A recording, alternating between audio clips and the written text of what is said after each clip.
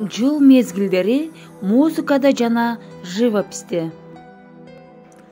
Музыканын добуштарынан жаратылыштын, табияттын ар кандай сүрөттөмөлөрүн элестетүү менен чагылдыра алабыз. Искусство менен жаратылыш бири-бири менен тыгыз байланышта.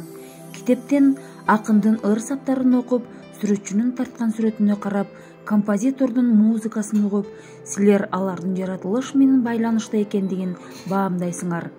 Силер живопистик музыка дегенди уктуңар беле?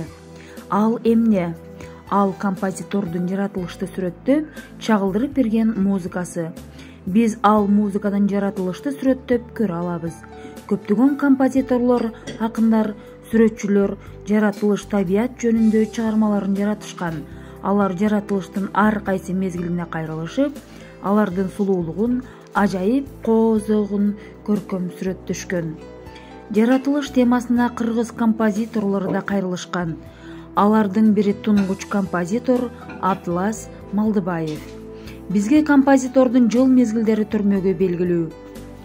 Анын бул музыкасы балдардын ырдоо репертуарында орчундуу орунду ээлейт.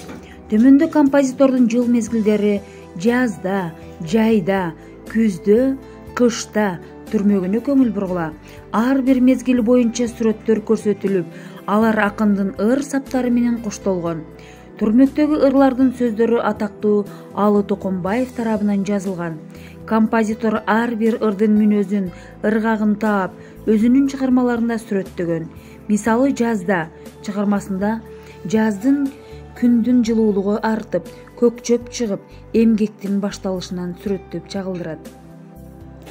Жайда бул чыгарма көңүлдүү мүнөздө, жер бети жашылданып жайкалып, чымын-чиркей, көпөлөк көкөлөп учуп, куштар сайраган, түркүн гүлдөр жайнаган мезгил сүрөттөлүп чагылдырылат.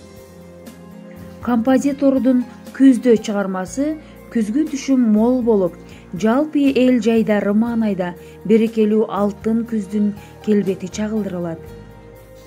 Кышта бул чыгармасында композитор кыш мезгилинин өзүнө мүнөздүү керемет кооздугун көрсөтүүгө аракет жасаган. Ошондой эле чыгарманын музыкасы жандуу келип, балдардын көңүлдүү кышкы оюнду чагылдырылат.